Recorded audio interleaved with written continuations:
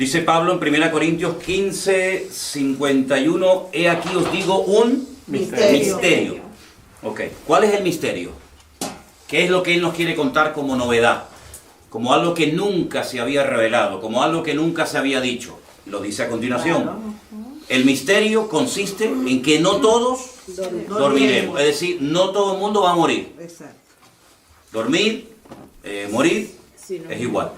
Pero todos seremos transformados. Vamos a leer después unos versículos adelante para que entendamos en qué consiste esa metamorfosis o esa transformación. Pero dice que ese cambio, esa transformación se producirá en un momento, en un abrir y cerrar de ojos. Y da un dato que ya lo hemos dado en anteriores clases, a la final trompeta. Y yo, perdonen que insista, ese dato tiene todo nuestro respeto, porque no vamos a cuestionar el por qué Pablo dijo a la final trompeta y no dijo... Bueno, es que eso fue lo que él quiso decir y eso es lo que está escrito en toda la Biblia del mundo. Esta transformación, este cambio será instantáneo en un momento y un abrir y cerrar de ojos. ¿Cuándo? A la final trompeta. Se tocará la trompeta, se tocará la trompeta. Alguien decía el otro día, pero bueno, la Biblia dice en Tesalonicense que cuando Cristo venga, vendrá con voz de trompeta. Una cosa es como voz de trompeta y otra cosa dice que se tocará la trompeta. Y donde se tocan las trompetas en el Nuevo Testamento es única y exclusivamente en el libro del Apocalipsis. Yo sé que en el Antiguo Testamento estaban los shofar, que son los cuernos de carnero o de antílope que se tocaban para cosas puntuales, y estaban dos trompetas de plata que se tocaban para convocatorias, etcétera, etcétera. Pero donde únicamente se tocan trompetas en el Nuevo Testamento es en el libro del Apocalipsis, y concretamente hay 7, que hoy, por cierto, las vamos a leer. Entonces Pablo nos da un dato muy interesante, dice, a la final trompeta, se tocará la trompeta y los muertos serán resucitados incorruptibles.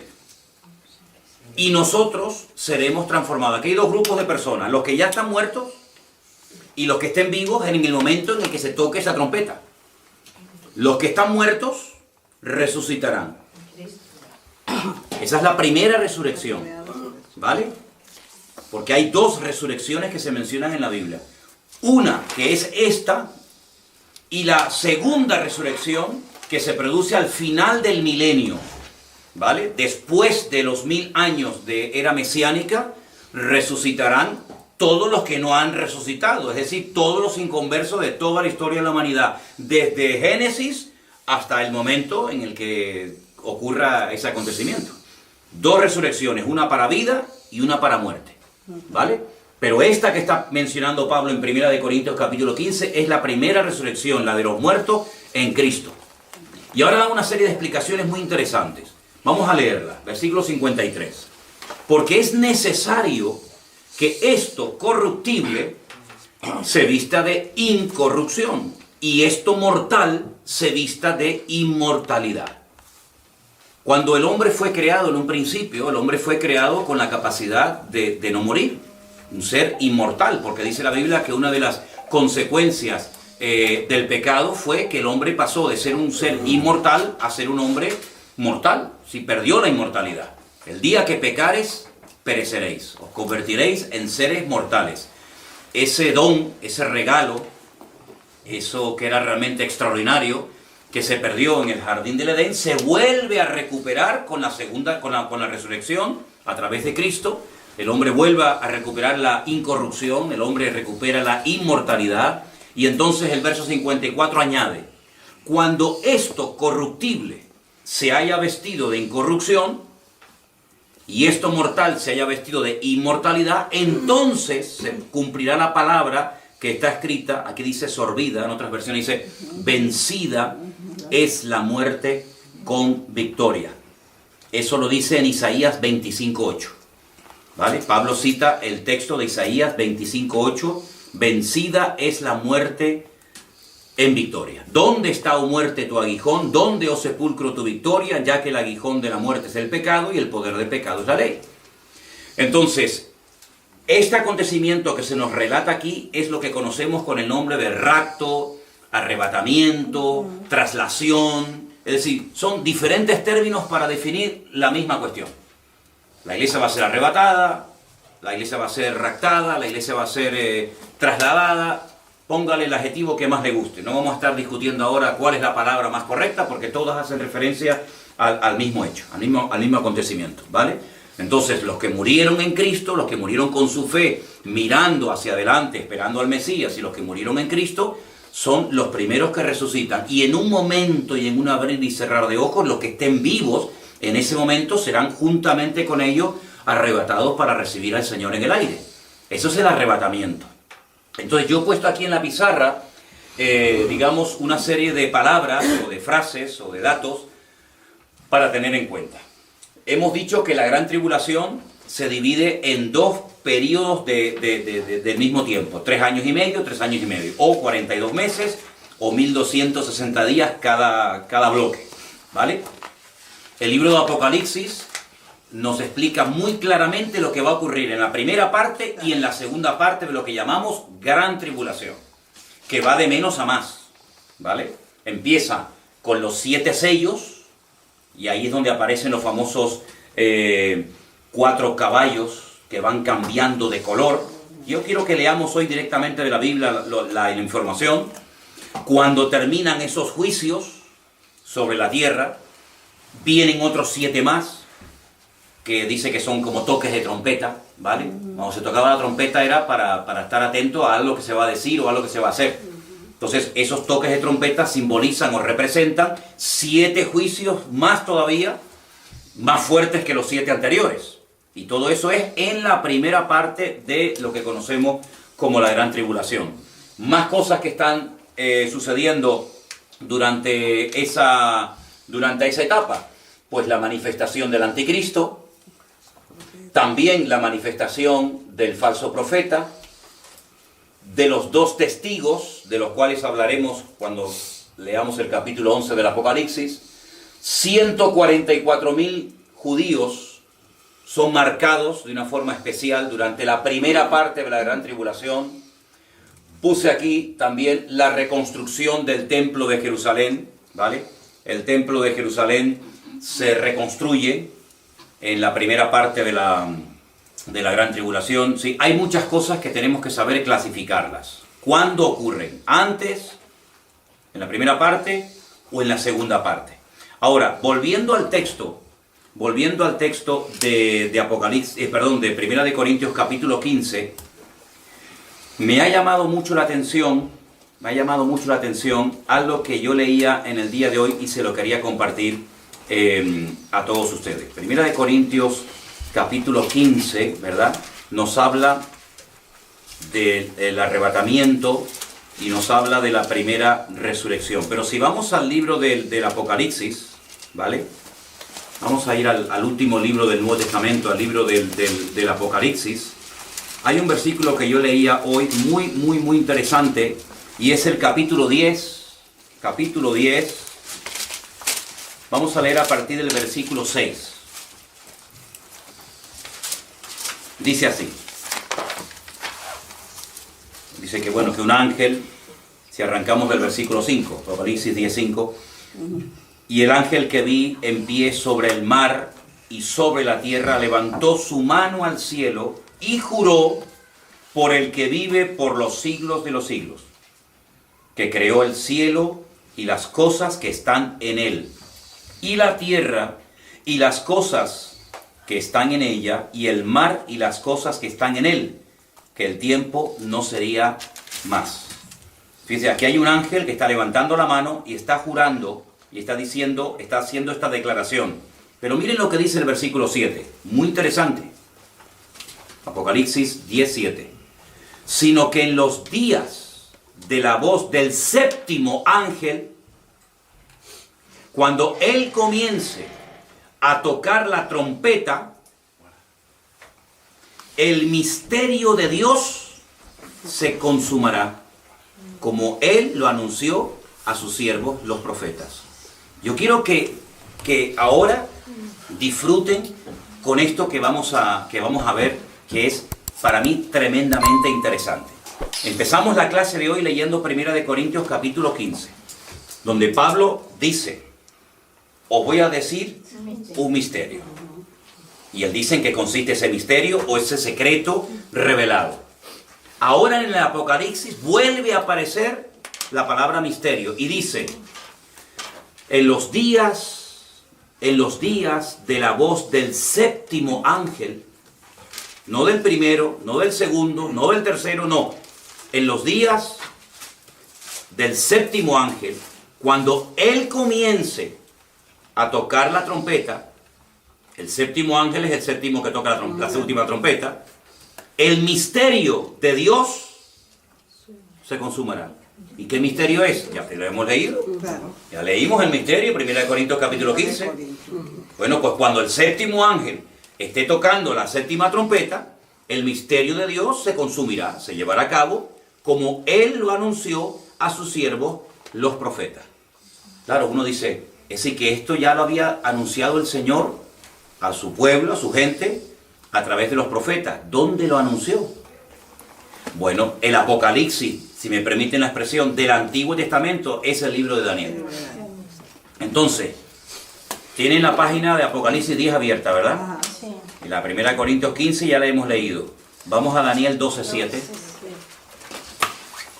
Y esto es tremendo lo que dice aquí, porque miren, si ustedes doblan así un poquito, digamos, la página, entre Daniel capítulo 12 y Daniel capítulo 10, Apocalipsis capítulo 10, repito, Daniel 12 y Apocalipsis 10, Apocalipsis 10 dice que ese ángel juró por el que vive por los siglos de los siglos. Daniel 12:7 dice, 12:7, y oí al varón vestido de lino que estaba sobre las aguas del río, el cual alzó su diestra y su siniestra al cielo y juró por el que vive por los siglos. Es lo mismo. Lo que pasa es que en una ocasión te lo cuenta Daniel y ahora te lo está contando Juan en el Apocalipsis, pero es el mismo ángel. Claro, evidentemente Juan había leído las profecías del profeta Daniel, no cabe la menor duda. Y dice que ese ángel que levanta sus manos jura por el que vive por los siglos de los siglos que será por tiempo, tiempos y la mitad de un tiempo. Una expresión que ya para nosotros no es nueva. Es una expresión que nos dice 3 años y medio. Es lo mismo. Pasa que claro, Juan habla con unos términos, Daniel habla con otros términos, pero estamos hablando de lo mismo. Y entonces dice, y cuando se acabe la dispersión del poder del pueblo santo, todas estas cosas serán cumplidas. El Señor le está hablando a Daniel. Daniel es judío, que pertenece al pueblo de Israel, que en ese momento era el único pueblo santo. Santo significa apartado. No nos compliquemos la vida con, ay, santo. Santo significa apartado. Cuando tú apartas una cosa para un uso concreto, lo estás santificando. Pasa que hoy en día no hablamos en esos términos. Pero realmente cuando decimos, no, es que los cristianos somos santos. Hombre, vamos a ver, somos santos no porque seamos las mejores personas del mundo. Somos santos porque Dios nos ha apartado para que vivamos una vida diferente para Él. Por eso ahora uno puede entender cuando el apóstol Pablo le escribía a los santos de Corinto, a los santos de otra congregación, y dice, ¿pero cómo emplea la palabra santo? Bueno, pues porque la palabra santo siempre ha significado apartado, escogido. Y entonces les escribo, en vez de decir a los cristianos de Corinto, les escribo a los que se han apartado del mundo, a los santos, para servir y glorificar al Señor. Es lo mismo. Pasa que eso es una terminología que no es muy común hoy en día, pero que nosotros al leer la Biblia tenemos que dominarla, tenemos que conocerla, porque si no nos quedamos como diciendo, uy, ¿cómo que los santos? Aquí él escribía estatuas, imágenes, por el contexto católico del cual procede la mayoría de la gente. Pero Daniel nunca fue católico. Daniel sabía que el pueblo santo era el pueblo de Israel, porque era el único pueblo que había sido apartado, comprado, escogido por el Señor para cumplir una serie de objetivos a nivel mundial. ¿Vale? Entonces le dice el Señor que cuando se acabe la dispersión del poder del pueblo santo, todas estas cosas serán cumplidas. Ahora, ¿qué es lo que ocurre? Yo les voy a recomendar a todos ustedes, se lo pueden descargar gratuitamente de internet, lo que muchos de nosotros utilizamos, que es una auténtica joya, y es la Biblia paralela. Adolfo la conoce perfectamente porque seguramente la ha utilizado en muchas ocasiones, y quiero recomendarles la Biblia paralela. Es una Biblia en la que la puedes descargar en muchas versiones, y incluso cuando estás leyendo un texto, puedes leerlo en diferentes versiones. Puedes incluso ir al texto original y puedes pinchar sobre la palabra específica y te lo explica en español qué significa esa palabra. Esa palabra en otros versículos de la Biblia aparece con esta connotación o con esta aplicación o significado. Es una joya. Créame realmente que es una joya, lo que se llama la Biblia paralela. Entonces, en la versión Reina Valera, que es la que yo estoy utilizando en esta noche y he leído, dice que todo esto se va a cumplir cuando se acabe la dispersión del poder del pueblo santo. Nos quedamos como así diciendo, ¿y esto qué significa? Entonces, yo voy a leerles en esta noche, en esta versión, que seguramente algunos de ustedes han visto o conocen, se llama Biblia en hebreo español. Vienen 2 tomos, ¿vale? Viene un tomo para unos libros de la Biblia y otro tomo para el resto de los libros del Antiguo Testamento, ¿vale? Entonces, en esta versión, en Daniel 12:7, dice, en la última parte, una vez que él jura por el que vive eternamente, dice, cuando se haya cesado de quebrantar el poder del pueblo santo, todas estas cosas serán consumadas. Cuando haya cesado de quebrantarse el poder del pueblo santo, la palabra ahí, sin embargo, ¿sabes? La palabra yad, la palabra mano, ¿no? Que se traduce a veces también por poder, sobre quién se ha manifestado el brazo del Señor. Brazo es mucho más que un miembro del cuerpo humano, es sinónimo de poder, ¿verdad? Bueno, en este caso, en el versículo 7 de Daniel 12 aparece la palabra yad, que es la palabra mano. Si cuando se haya dejado de quebrantar al pueblo santo, el pueblo santo, volvemos al tiempo de Daniel, claro, era el pueblo de Israel. Cuando se haya dejado de quebrantar el pueblo santo, todas estas cosas se cumplirán. Entonces, eso es lo que nos dice Daniel. Y lo que nos dice Apocalipsis es que cuando se toque la última trompeta, cuando suene el sonido de la última trompeta, el misterio de Dios se cumplirá. Claro, no hay contradicción entre lo que dice Daniel y lo que dice Juan. Ambos se complementan. Te da unos datos Daniel que Juan no te da, pero Juan te da una información que Daniel no te da. Entonces, como hay una regla de la hermenéutica es una materia que se estudia, la hemos dado aquí en la iglesia en varias ocasiones, que consiste en la interpretación correcta de los textos bíblicos. Si usted no puede interpretar la Biblia como a usted le dé la gana. Si hay unas reglas, hay unas normas, y eso se estudia en hermenéutica. Y una de las muchas reglas de la hermenéutica dice que la Biblia se interpreta a sí misma. Es decir, como la Biblia fue escrita por más de 40 personas diferentes, en épocas distintas y en idiomas diferentes y en lugares diferentes, puede ser, como estamos viendo en esta noche, que usted lea a Daniel, que vivía en Babilonia y escribía entre el hebreo y el arameo, que te dé una información que luego Juan, que vive en la época del primer siglo de la era cristiana, que conoció personalmente a Cristo, que está desterrado en la isla de Patmos, vive en Europa, él te esté hablando en unos términos y te emplee o te dé una información diferente a la que te da Daniel. Pero repito, no se contradicen, sino que se complementan. Esto es como cuando tú compras un rompecabezas, un puzzle. Uh-huh. Un puzzle de 1500 piezas. Y claro, tú las sueltas todas encima de la mesa y eso es un desorden. Tú no entiendes, tú no ves nada. Pero hay un dibujito, generalmente en la tapa, en la cajita, donde sale el paisaje, o el barco, o el animalito, o lo que sea. Entonces usted lo que tiene que hacer es buscar cada pieza y poner cada una en su sitio. De las 1500 piezas, ¿cuál es la más importante? Todas son importantes. Lo que pasa es que cada una va en su respectivo lugar. Entonces la Biblia es como un gran rompecabezas, donde en Daniel te da una información, en Ezequiel te da otra, en Apocalipsis te da otra, y usted lo que tiene que hacer, y gracias a Dios que tenemos nosotros toda la Biblia, Por eso hay cosas que Daniel escribía que él no entendía. Porque claro, él no tenía el Apocalipsis, él no tenía la revelación de Jesucristo, él no tenía todo el Nuevo Testamento. Pero nosotros somos privilegiados porque tengo todo lo que Dios ha revelado, toda la información que Dios ha dado a conocer, la tenemos en un libro llamado Biblia, que significa colección de libros, de ahí viene la palabra biblioteca, ¿verdad? Entonces yo tengo toda la información, de tal manera que digo, bueno, es que con lo que Daniel dice no me llega, si me faltan datos, váyase al Apocalipsis y los encuentra. Con lo que me dice Juan, hay cosas que no entiendo. Por ejemplo, el otro día, cuando hablamos de león, con alas, de leopardo, ¿esto qué cosa es? Váyase usted a Daniel, y cuando entienda la visión de Daniel y el sueño de Nabucodonosor, vas a poder entender lo que te dice Juan en el Apocalipsis. Entonces, es una maravilla el poder tener todos esos libros, todos esos datos en un solo tomo en la Biblia, y a través de ellos podemos sacar conclusiones concretas.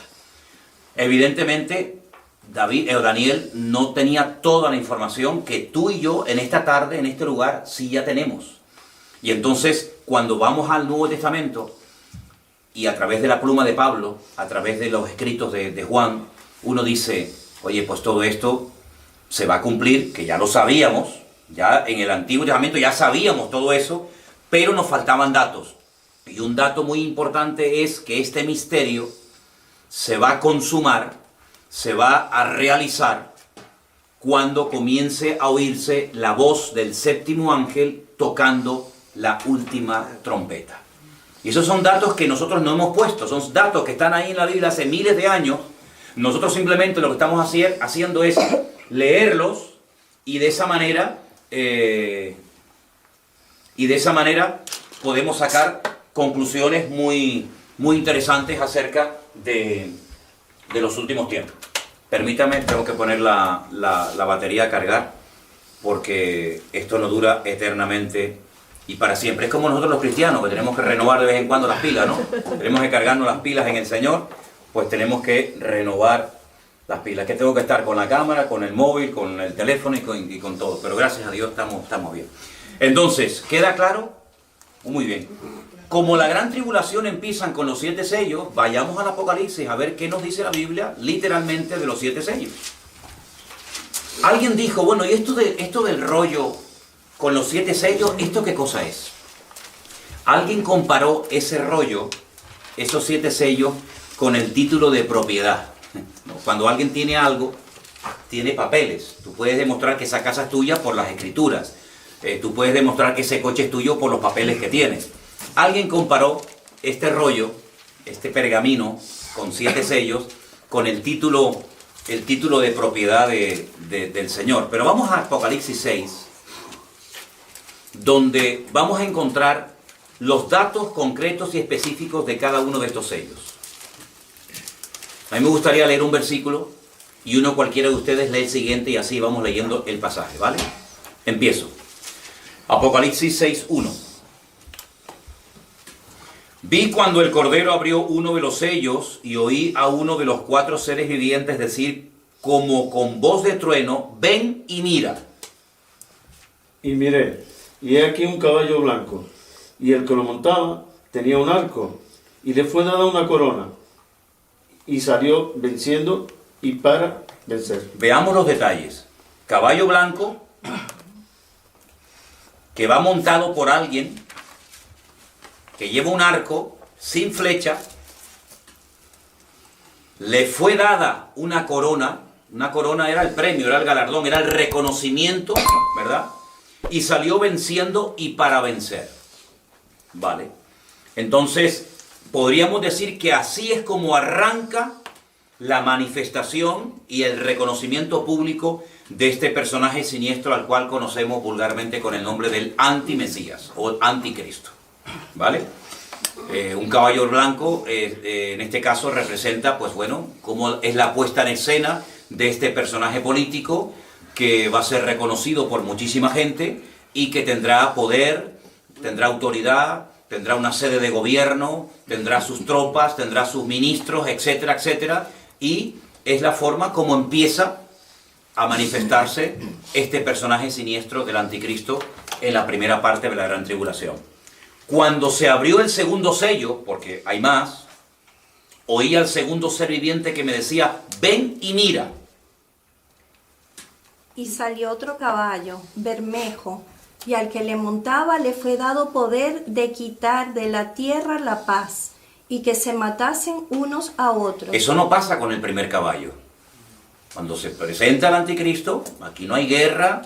Por eso, claro, cuando la gente me dice, no, es que claro, la iglesia cómo va a estar en la gran tribulación. Bueno, usted imagínese que mañana a nivel mundial se presenta un personaje que lo reconocen. Claro que nosotros lo vamos a reconocer por los muchos datos que nos da la Biblia, que es el anticristo, pero es un político, es un hombre, como he dicho, de carne y hueso, con papá, con mamá, con pasaporte, con cédula de identidad.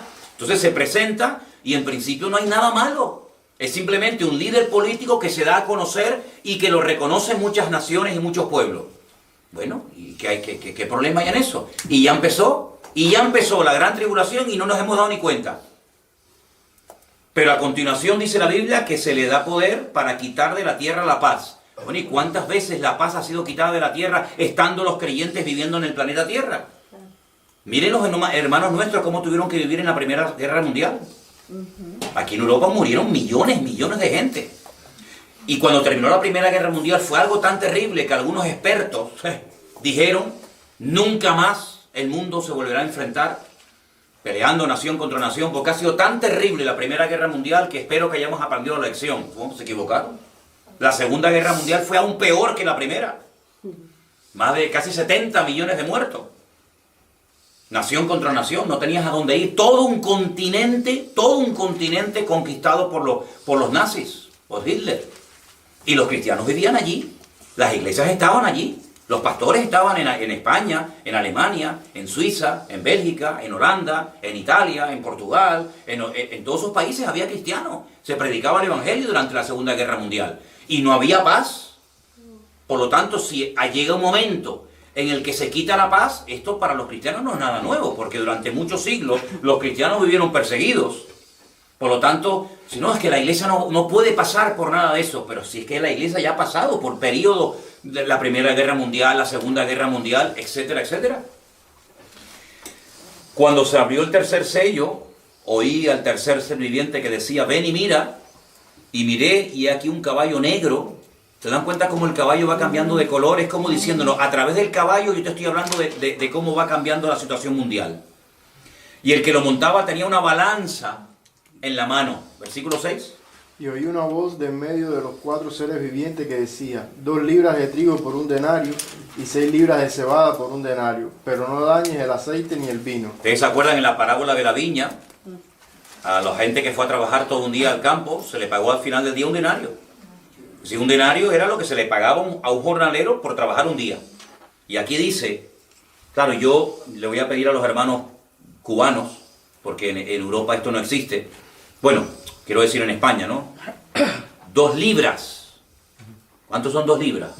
1 kilo. 2 libras, 1 kilo. Sí. Ok, ¿ves? Casi, no exacto. Acabo de aprender algo. Más o menos. Porque en España no usamos un sistema métrico decimal y en fin, otras medidas. 2 libras son 1 kilo, casi 1 kilo. Bueno, 1 kilo de pan por 1 denario. Y el denario acabamos de decir que era el jornal de un día.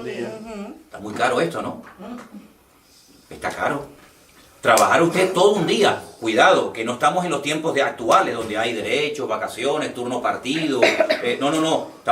Estamos viendo en los tiempos bíblicos que se trabajaba desde que salía el sol hasta que se ocultaba el sol. Póngale 10, 12 horas.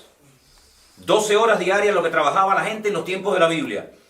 Para que al final del día nada más pueda comprar 1 kilo de pan. Esto es un disparate. No, pero es que hay más. 6 libras, bueno, si 2 kilos, perdón, si 2 libras son 1 kilo, 6 serían 3. Ok. 3 libras de cebada. 6 libras. 6 libras. Perdón, 6 libras. 3 kilos. 3 kilos de cebada por 1 denario. ¿Qué le parece? Es carísimo, ¿no? ¿Qué se puede hacer con cebada? Ustedes, hermanas, ayúdenme. ¿Qué se puede hacer con cebada? Cocinarla y tomársela, más nada. Porque esto es lo que Sí, tampoco se puede hacer gran cosa con cebada, ¿no? Todo un día trabajando para comprar una barra de pan, 1 kilo de pan y un poco de cebada. Pero no dañe el aceite ni el vino. Es curioso, ¿no? ni los olivos, ni las viñas, lo cual era en aquellos tiempos un artículo de lujo. El aceite se consideraba, el aceite de oliva, se consideraba y se sigue considerando en muchos lugares el oro líquido. Con el aceite se ungía muchas cosas en la Biblia. Con el aceite la gente se lo echaba en la cara, en el rostro, era una especie de ungüento.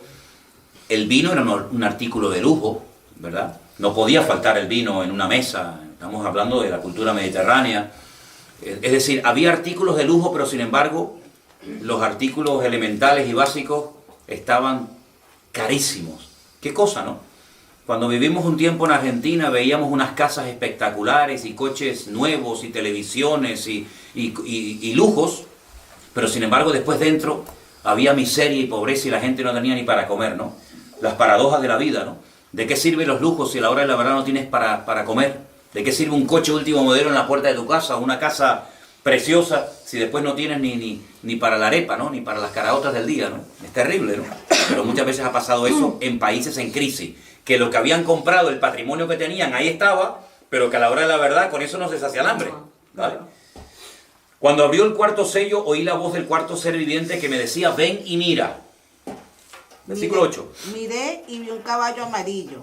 El que lo montaba tenía por nombre Muerte, y el Hades lo seguía, y le fue dada potestad sobre la cuarta parte de la tierra, para matar con espada, con hambre, con mortandad y con las fieras de la tierra. ¿Sabes? En el libro del Apocalipsis a la muerte se le compara, o muchas veces se le ve como un ángel, el ángel de la muerte. Dice que el que montaba ese caballo amarillo era el ángel de la muerte, y el Hades es el mismo lugar que se nombra en la Biblia también, pero con otro nombre, porque Hades está en griego y Seol está en hebreo, pero es el mismo lugar, es el lugar de los muertos. Entonces dice que el Hades le seguía y le fue dada potestad sobre la cuarta parte de la tierra para matar con espada, con hambre, con mortandad y con las fieras de la tierra. Es decir, desde que se abrió el primer sello y apareció el caballo blanco, ahora las cosas han cambiado de una forma tremenda. Pero no se olviden que todo eso ocurre en la primera parte de la gran tribulación. Es decir, en 3 años y medio las cosas cambian radicalmente. Y uno dice, pero ¿cómo puede cambiar tan rápido las cosas? Bueno, y en menos tiempo todavía. Mira, la historia del mundo cambió en 1 hora. Cuando cayeron las Torres Gemelas, a partir de ese momento, a partir de esa hora en la que ocurrió esa tragedia, el mundo cambió. Los aviones, los viajes, la seguridad, etcétera, etcétera, todo cambió en poquísimo tiempo. El diablo no necesita demasiado tiempo para conseguir sus objetivos. Cuando abrió el quinto sello, vi bajo el altar las almas de los que habían sido muertos por causa de la palabra de Dios y por el testimonio que tenían. Es decir, en el quinto sello se ve las almas de los que habían sido muertos por causa de la palabra de Dios y por el testimonio que tenían. ¿Dónde? En la primera parte de la gran tribulación. Pero si no estaban, dicen algunos, ya se fueron arrebatados antes. Entonces, ¿cómo los mataron? Es curioso, ¿no? Es interesante ver estos datos que nos da la Biblia.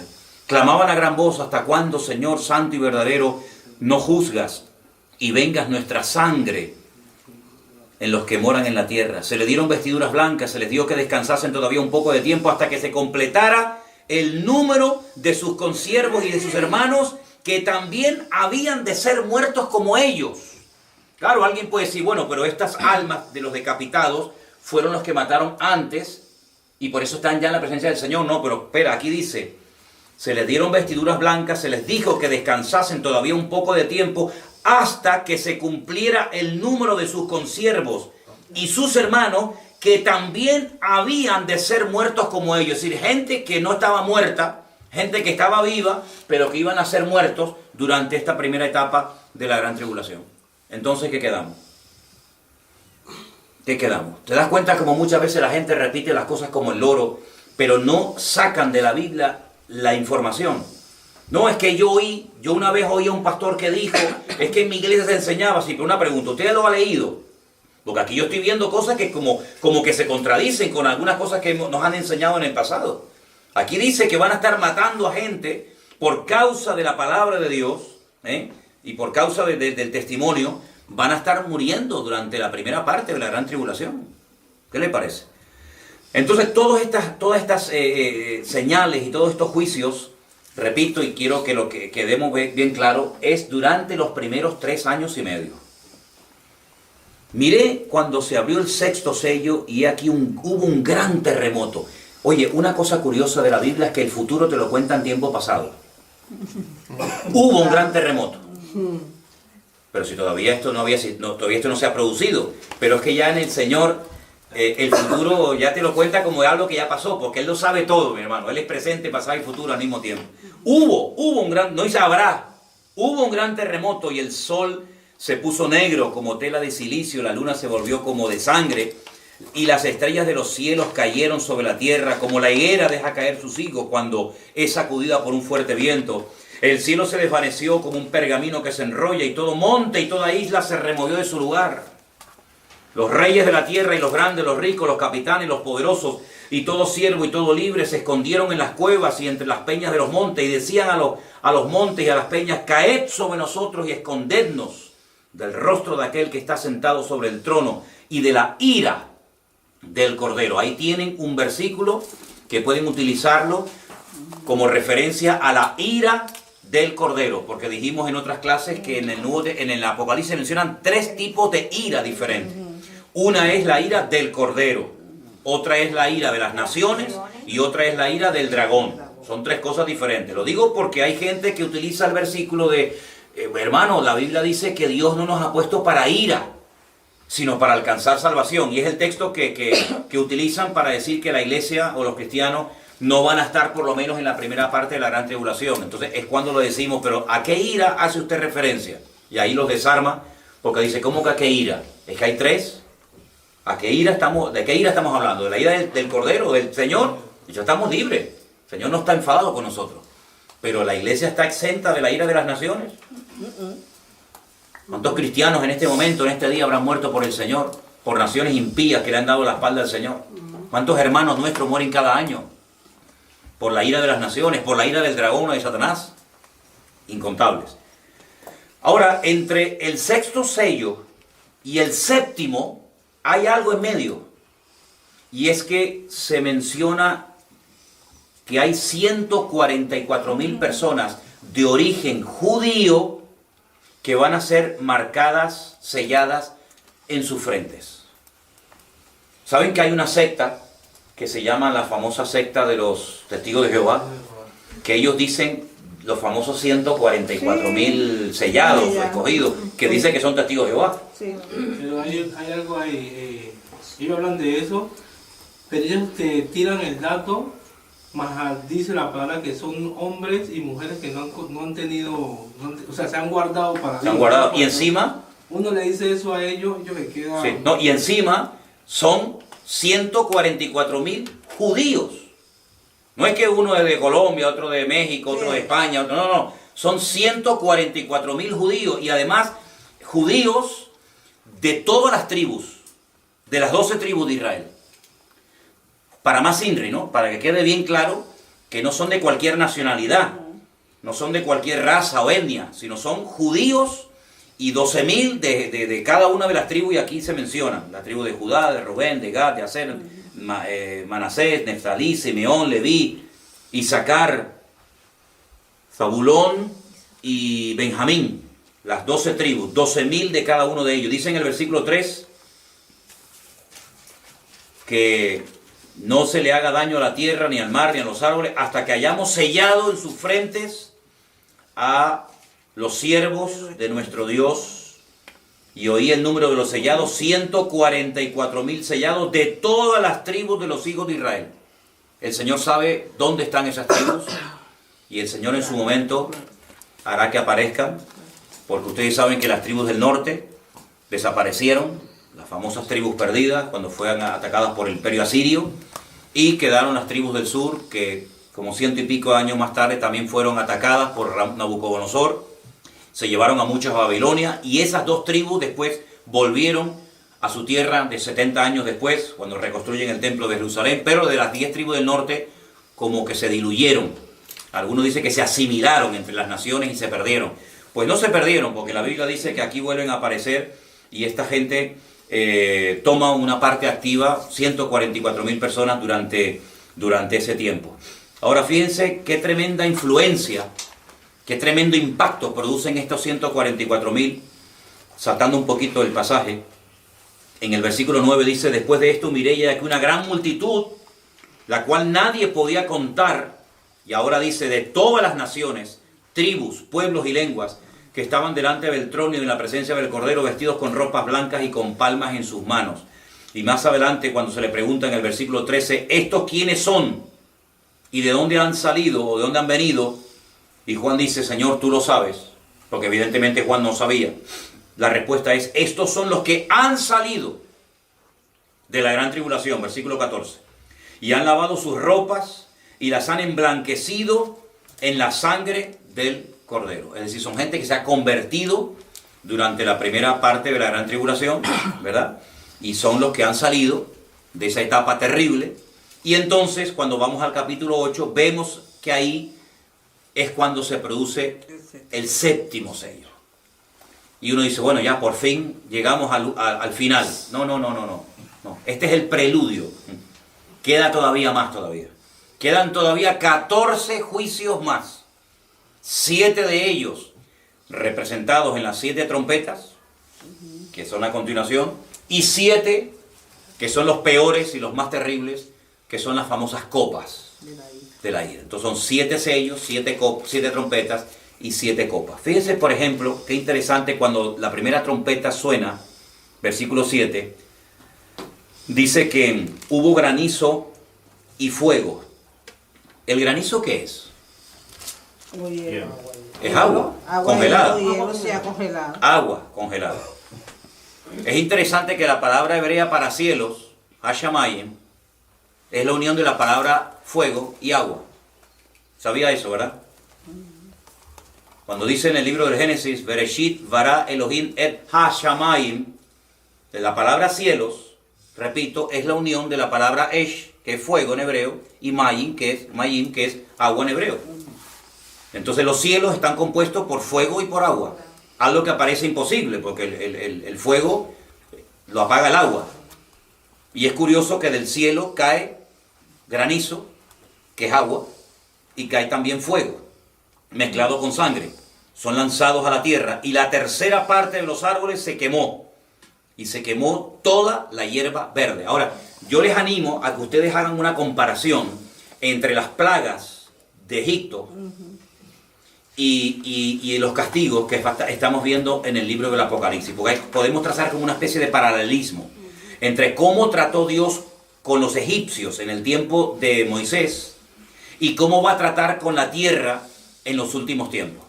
Podríamos decir que en cierto sentido es como una repetición de la historia. Lo que pasa es que en vez de pelear contra Faraón, en aquel caso que era el objetivo, en este caso es una guerra entre Dios y Satanás. Así de claro. A lo largo de la historia, la luz y las tinieblas, el bien y el mal, siempre se han enfrentado, pero a través de los políticos. El mundo de las tinieblas siempre ha tenido sus instrumentos políticos y digamos que Dios, entre comillas, también ha tenido sus instrumentos y se han enfrentado en batallas y en campos de batalla. Cuando peleaba David contra los filisteos, bueno, era una lucha natural, una lucha física, pero realmente estaba peleando la luz contra las tinieblas. Claro. En este caso Israel representaba al pueblo de Dios, ¿verdad? Israel era un tipo del Mesías y los filisteos, los amorreos, los hititas, etcétera, etcétera, eran los enemigos naturales que en ese momento tenía el pueblo de Dios. Pero en el Nuevo Testamento, y sobre todo en la parte de la gran tribulación, se vuelve a enfrentar la luz con las tinieblas, o Dios contra Satanás, pero en este caso, abiertamente, ¿vale? Satanás utilizando al anticristo, y el Señor utilizando las oraciones en su pueblo, utilizando a su iglesia, utilizando a sus escogidos, porque realmente es una confrontación, una lucha abierta entre el bien y el mal. El único enemigo del Antiguo Testamento que se enfrentó contra el trono de Dios fueron los amalecitas. Dice que Amalek osó pelear contra el trono de Dios, porque Amalek representa un espíritu, es el espíritu del anticristo, es el espíritu que se ve en el libro de Esther, que intenta exterminar a todo el pueblo de Israel. Gracias al Señor se celebra la fiesta de Purim, se celebra la gran victoria sobre los enemigos, sobre los amalecitas. Enemigos que tenían que haber sido destruidos con el primer rey de Israel, cuando Saúl recibió la orden de destruir a los amalecitas, no lo hizo, y siglos más tarde o tiempo más tarde, en la época de la reina Esther, pues vemos que lamentablemente se vuelve otra vez a producir la batalla. Entonces vemos cómo el ataque siempre es contra el pueblo de Dios y contra el Dios del pueblo, siempre, siempre, siempre, de una manera u otra. Entonces vemos que en la primera trompeta se produce esto. La segunda trompeta, versículo 8, ¿alguien lo puede leer? Estamos en el 8 del libro de Génesis, por favor. Perdón. Apocalipsis. El segundo ángel tocó la trompeta y como una gran montaña ardiente en fuego fue precipitada en el mar, y la tercera parte del mar se convirtió en sangre. Entonces en la primera toque de trompeta son los árboles y es la hierba verde la que es afectada. En la segunda parte es el mar, el que también automáticamente es afectado. Entonces ya, fíjense, vayan sumando las cosas que van cambiando. Murió la tercera parte de los seres vivientes que estaban en el mar, y la tercera parte de las naves fue destruida. Así va a ser algo tremendo. Hace poco hemos visto en televisión imágenes de miles y de miles de peces flotando en las orillas de las playas por todas estas cosas que han ocurrido últimamente en España. Entonces estamos viendo la punta del iceberg, estamos viendo cómo es posible que con un cataclismo, con una catástrofe de esta magnitud, puedan morir millones de peces. Hace unos días hemos visto miles, pues bueno, todo como va de menos a más, pues no nos sorprende. El tercer ángel tocó la trompeta y cayó del cielo una gran estrella. Algunos pueden decir que es como un meteorito ardiendo, como una antorcha, que cayó sobre la tercera parte de los ríos y sobre las fuentes de las aguas. Pasamos de la hierba verde, los árboles, pasamos del mar, ahora los ríos. El nombre de la estrella es ajenjo, que es como amargura. La tercera parte de las aguas se convirtió en ajenjo, amargas. Muchos hombres murieron a causa de esas aguas porque se hicieron amargas. Fíjese que una de las primeras plagas, la primera plaga que el Señor mandó a Egipto fue la contaminación de las aguas. Se convirtieron en sangre, por lo tanto, esas aguas no se podían beber. Y otra vez las aguas vuelven a ser afectadas en este toque de trompeta. Versículo 12, alguien que lo lea, por favor. El cuarto ángel tocó la trompeta y fue herida la tercera parte del sol, y la tercera parte de la luna, y la tercera parte de las estrellas, para que se oscureciese la tercera parte de ellos, y no diese luz en la tercera parte del día, y asimismo de la noche. Ahí hay astros que son afectados. Ahí tenemos el sol, la luna, las estrellas. Interesante, ¿no? Esa expresión sol, luna y estrellas la vais a ver muchas veces, no solamente aquí. Cuando vayamos al capítulo 12 y estudiemos, analicemos quién es la mujer que está con dolores de parto a punto de parir, y Satanás tratando de devorar al niño que lleva en su vientre, dice que estaba con el sol, la luna y las estrellas, se vuelve a mencionar. Uno de los sueños que tuvo José en el Antiguo Testamento también habla de que soñó con el sol, la luna y las estrellas. Son expresiones muy repetitivas. Miré y oí un ángel volar por en medio del cielo diciendo a gran voz: ¡ay, ay, ay de los que moran en la tierra a causa de los otros toques de trompeta que están para sonar, los tres ángeles! Capítulo 9, versículo 1. El quinto ángel tocó la trompeta y vi una estrella que cayó del cielo a la tierra. Otra más. Y se le dio la llave del pozo del abismo. Se abrió el pozo del abismo y subió humo del pozo como humo de un gran horno. Se oscureció el sol y el aire por el humo del pozo. Versículo 3, por favor. Y el humo salieron langostas sobre la tierra, y se le dio poder, como tienen poder los escorpiones de la tierra. Se le mandó que no dañasen a la hierba de la tierra, ni a cosa verde alguna, ni a árbol, sino solamente a los hombres que no tuviesen, el sello de Dios en sus frentes. ¿Y quiénes son los hombres que tienen el sello de Dios en sus frentes? Los 144,000. Pero los demás que no tenían el sello, la marca, la identificación de Dios en su cuerpo, en su vida, a esos se les atormentaría. ¿Qué les parece? Hay diferencia, ¿no? Siempre Dios ha hecho diferencia entre los justos y los injustos.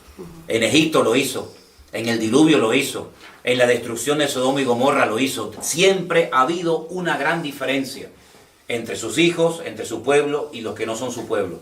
Dios siempre ha protegido, Dios siempre ha cuidado, Dios siempre ha marcado una diferencia entre los que le pertenecen y los que no le pertenecen. Dice, pueden dañar a los hombres que no tienen el sello de Dios en sus frentes. A eso lo que quieran, pero los que tienen la marca de Dios en sus frentes, por eso no se preocupen. ¿Qué te parece? Ahora, es interesante notar que al final del capítulo 9, dice, los otros hombres que no fueron muertos con estas plagas, ni aún así se arrepintieron de las obras de sus manos. Si ya ha habido 14 juicios terribles, catástrofes, el mar afectado, la fuente de las aguas, miles, millones de personas han muerto, pero dice que ni aún así se arrepintieron de las obras de sus manos, ni dejaron de adorar a los demonios. Ustedes saben que en la Biblia la idolatría es comparada a adorar a demonios. Eso lo dice la Biblia. Ni dejaron de adorar a los demonios, ni a las imágenes de oro, de plata, de bronce, de piedra y de madera, las cuales no pueden ver, ni oír, ni andar. Y no se arrepintieron de sus homicidios, ni de sus hechicerías, ni de su fornicación, ni de sus hurtos. Oye, es increíble cómo la dureza del corazón del hombre, ni siendo castigado con estos juicios terribles de parte de Dios, dice que ni aún así muchos se arrepintieron de sus obras. Es tremendo, ¿no? Es tremendo ver cómo cuando una persona se niega a creer y a humillarse, no hay forma. Miren el faraón. Si alguien vio milagros, si alguien vio cosas tremendas que nadie había visto, fue el faraón. El río Nilo convertido en sangre. ¿Saben lo que es eso? El río más largo del mundo. Por lo menos en la parte de Egipto, sangre. Ranas en la cama que le entraban por todas las habitaciones. Nada. Piojo. Muerte de los primogénitos. Granizo. Muerte del ganado. Úlceras. Moscas. Endureció su corazón de tal manera que no había forma de reconocer que el Dios de los hebreos, el Dios de Israel, era el Dios vivo y el Dios verdadero. ¿Qué te parece? Entonces, la voluntad del hombre no es anulada ni siquiera después de la conversión. Cuando la persona se convierte, Dios no lo robotiza. Dios no anula la voluntad de la persona, del individuo, sino que la persona tiene voluntad propia. Y en este caso la voluntad individual de estas personas es que no nos vamos a arrepentir ni viendo castigos, ni siendo perjudicados con estas plagas o epidemias o castigos. No se quisieron arrepentir de todo lo que ahí se menciona. Siguieron adorando imágenes, siguieron con sus hechicerías, con su fornicación, con su libertinaje. Tremendo, ¿no?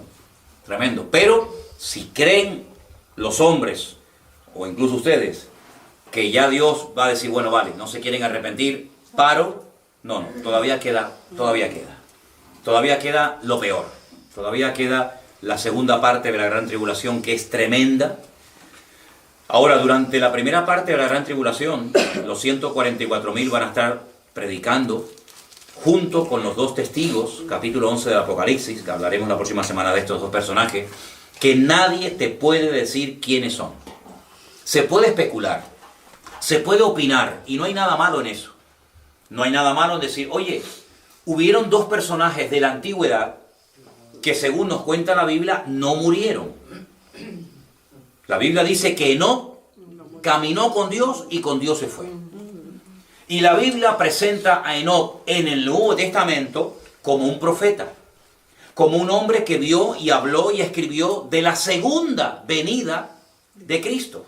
Quiero leerles unos versículos de una carta muy chiquitita, que es el penúltimo libro del Nuevo Testamento, que es la carta de Judas, para que ustedes vean lo que ahí se nos dice.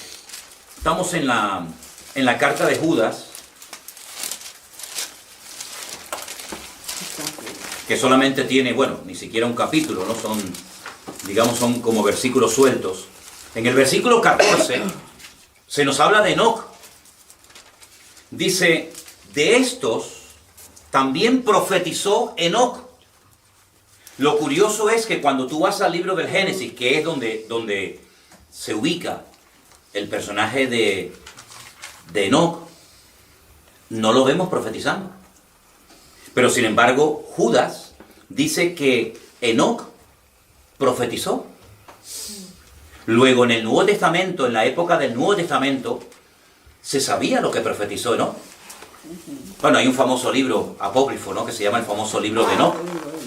Y dice que Enoc, que fue el séptimo, la séptima generación después de la de Adán, dijo, he aquí vino el Señor con sus santas decenas de millares. Esto no fue en la primera venida. El Señor no vino con sus santas decenas de millares en su primera venida. Luego Enoc, este personaje ancestral, antes de Abraham, antes de Moisés, antes de la ley, dice, vino el Señor con sus santas decenas de millares para hacer juicio contra todos y dejar convictos a todos los impíos de todas sus obras impías que han hecho impíamente y de todas las cosas duras que los pecadores impíos han hablado contra él. Esto lo dijo Enoc, y ese hombre no murió. Dice la Biblia que Dios lo arrebató, Dios se lo llevó. Y hay otro segundo personaje, que es el famoso profeta Elías, que dice la Biblia que fue arrebatado en vida. Un carro de fuego se lo llevó a la presencia del Señor, y son los dos únicos personajes de la historia que no experimentaron muerte. ¿Por qué se dice que puede ser Enoc y Elías esos dos testigos o dos predicadores que van a venir en la primera parte de la gran tribulación? Bueno, porque no murieron. Y como hay un versículo muy interesante que está en Hebreos 9:27, compruébenlo si no me equivoco, que dice, es necesario que todos los hombres mueran una sola vez y después de esto el juicio. Algunos dicen, bueno, pues si está establecido por Dios que todos los hombres mueran una sola vez y estos no murieron, y dice la Biblia que los matan a los dos predicadores o a los dos testigos, los dos olivos, como se le llama en el libro de Zacarías, los matan, pues entonces no van a morir dos veces. No van a morir dos veces. Como no han muerto, los matan en la gran tribulación. A los 3 días el Señor los resucita, los lleva a su presencia. Entonces, algunos dicen, puede ser Enoc, puede ser Elías. Hay gente que lo ha dicho, pero yo no me atrevo a decir que son Enoc y Elías, porque la Biblia no lo dice. Dije hace unos días que hay un libro que escribió un pastor español que él dice los nombres de los dos testigos. Claro, tendrá una iluminación que no tuvo ni Juan en el Apocalipsis, ¿no? Otros dicen que puede ser Moisés y Elías. Moisés como representante de la ley y Elías como representante de los profetas, porque además en el monte Tabor, en el monte de la transfiguración, se presentaron estos dos personajes, Moisés y Elías, y los dos estuvieron hablando con Cristo, y después dice que desaparecieron y se quedó solo Jesús, se quedó solo el Señor allí. Pero bueno, yo veo en el libro del Génesis que Moisés murió. Y si quieren podemos leer también en la carta de Judas, en el versículo 9. Pero cuando el arcángel Miguel contendía con el diablo, disputando con él por el cuerpo de Moisés, no se atrevió a proferir juicio de maldición contra él, sino que dijo, el Señor te reprenda. Dice que Satanás se quería llevar el cuerpo de Moisés, pero el cuerpo muerto, no el cuerpo vivo. Luego Moisés murió. Entonces va a venir en la gran tribulación y lo van a matar a Moisés. ¿Ustedes creen sinceramente que Moisés va a venir en la primera parte de la gran tribulación y a este hombre, este santo varón de Dios, lo van a matar para después resucitarlo otra vez? Sinceramente, en mi opinión personal, es que no. Yo no creo que el Señor tenga preparado a Moisés para que venga en la gran tribulación y lo maten. Entonces, bueno, los dos únicos que nos quedan posibles candidatos sería Enoc y sería Elías, pero no tenemos ninguna autoridad bíblica, ningún respaldo bíblico para afirmar tal cosa. Por lo tanto, el Señor sabe quiénes son Ni tú ni yo, ni nadie en el planeta Tierra sabe de quiénes se tratan estas personas. Lo que sí nos dice Apocalipsis capítulo 11, y el próximo día lo leeremos con todo detenimiento, es a lo que vienen, lo que hacen, cómo mueren, cómo son resucitados, pero eso lo dejamos para la próxima semana. Lo que sí quiero que tengamos bien claro son las cosas que van a ocurrir en la primera parte de la gran tribulación. Cosas que en un momento determinado no son cosas tan terribles como, por ejemplo, cuando algunos cristianos me han preguntado, pero hermano, y entonces cuando nos vayan a marcar con la marca de la bestia, porque los que se dejen marcar después no se pueden convertir. Pero ¿dónde dice la Biblia? ¿Dónde dice la Biblia que en la primera parte, en los primeros 3 años y medio de la gran tribulación, marca el anticristo a la gente? ¿Dónde dice eso? No lo dice. Eso no lo dice. Por lo tanto, no hay que tener ningún temor de que vamos a ser marcados con el chico, con la marca del 666 de la bestia, que si nos dejamos marcar, claro, para poder comprar y vender hay que dejarse marcar, porque si no, ¿cómo hago? Pero es que eso no pasa en la primera parte de la gran tribulación. Por lo tanto, yo le digo a los que están con esa preocupación, relájense, despreocúpense. No se preocupen por eso, eso no va a afectar la primera parte de la gran tribulación. Si vamos a estar en la primera parte de la gran tribulación, si vamos a estar en esa primera parte, que yo creo que sí, ahí no pasa nada de la marca de la bestia. Usted podrá comprar y vender siempre y cuando tenga dinero. ¿No? Si no tiene dinero, pues le va a pasar lo mismo que hoy en día. Algunos ya están pasando una tribulación hoy en día, aunque no haya empezado, porque dicen, es que no puedo comprar, entonces ya está en la tribulación, hermano. Por lo tanto, lo que sí quiero que ustedes se den cuenta es que lo que va a ocurrir en la primera parte de la gran tribulación, y puse al final, pero no por ser menos importante, la reconstrucción del templo de Jerusalén. Algunos dicen, bueno, pero eso es simbólico. Cuando alguien ve algo muy imposible, recurre a la palabra, eso es simbólico. ¿Saben que antes de la restauración nacional del pueblo de Israel en 1948, hasta algunos judíos llegaron a plantearse que la reconstrucción nacional, el retorno de Israel a su país, no era algo que se tenía que tomar como algo literal, sino como algo simbólico? Incluso muchos judíos multimillonarios pensaron en ir a África y comprar grandes extensiones de terreno para crear el Estado de Israel en África y reconstruir el templo de Jerusalén en África, porque veían imposible que Israel pudiera volver a Israel, a su país. ¿Imposible? En un día se proclamaron país. En un solo día. Y la pregunta del profeta era, ¿en un día se levantará una nación? Como diciendo, pues sí, eso no se puede. Una nación, mira los catalanes. No se me enfaden los catalanes que me están viendo. Los catalanes declararon la República Catalana y de República Catalana de momento nanay. Un país no se levanta en un día, ni en una semana, no, eso es... Miren los kurdos. Miren los kurdos, los siglos que llevan reclamando un país. Y los kurdos, los pobrecitos, están ahí entre Siria, entre los turcos. Y no hay manera. ¿Y cuántas etnias, cuántos pueblos están reclamando un territorio para declararlo país? Nada. El único país de la historia de la humanidad que se levantó en un día fue el Estado de Israel. Mayo de 1948. Pasaron levantándose por la mañana y no existía Israel, y a las 4 de la tarde ya existía el Estado de Israel. ¿Qué te parece? Eso es un milagro histórico, eso no ha pasado nunca, ni pasará jamás. Y ahí están, y desde Israel nos está viendo nuestros hermanos. Eso es una realidad, están allí en Israel. Hay un país con su bandera, con su escudo, con su himno, con sus soldados, con su gente. Ya más de 9 millones de judíos están viviendo en el Estado de Israel, y los millones que van a venir, los millones que van a ir a Israel en los próximos meses, en los próximos años, va a ser algo tremendo, ¿verdad? Entonces, de simbólico nada. Lo que pasa es que cuando la gente ve algo imposible de cumplimiento, dice, no, eso es algo simbólico. Le pregunté una vez a un rabino en Jerusalén acerca de la reconstrucción del tercer templo, y ¿saben lo que me dijo? Me dijo, hace 70 años atrás no existía este país, y ya estamos aquí, y era imposible que eso se diera, imposible. Hoy en día algunos ven imposible que si la mezquita de Omar, la mezquita de Al-Aqsa, que Jordania protege la explanada de las mezquitas, ¿Qué va a pasar con los árabes si a los judíos se les ocurre subir al monte Moriah y reconstruir el templo? Se ve como algo imposible. ¿Y era más fácil reconstruir el templo de Jerusalén? Miren, no me voy del tema, pero fíjense qué interesante cuando Jesús está en Capernaum, en una casa, predicando, y de repente le descuelgan a un paralítico que no puede caminar, que lo descuelgan entre 4 amigos. Lo primero que hace es: hijo, tus pecados te son perdonados.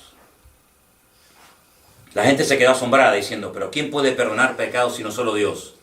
Y a continuación añade el Señor y dice: pues para que veáis que el Hijo del Hombre tiene poder para perdonar pecados, le dijo al paralítico: levántate, toma tu lecho y anda. Pero la pregunta que hace el Señor es la siguiente: ¿qué es más fácil? Fíjense que no dice qué es más difícil.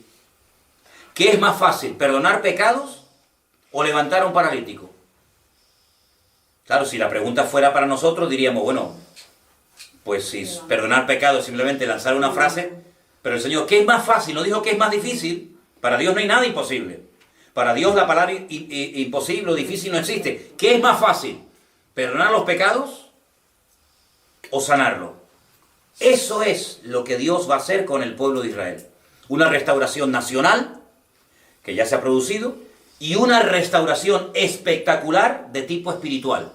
Y eso es lo que nos habla en Ezequiel, cuando lo leamos en la próxima semana, de los huesos secos. Cómo se reconstruye, cómo se restaura nacionalmente Israel y cómo se restaura espiritualmente la nación de Israel.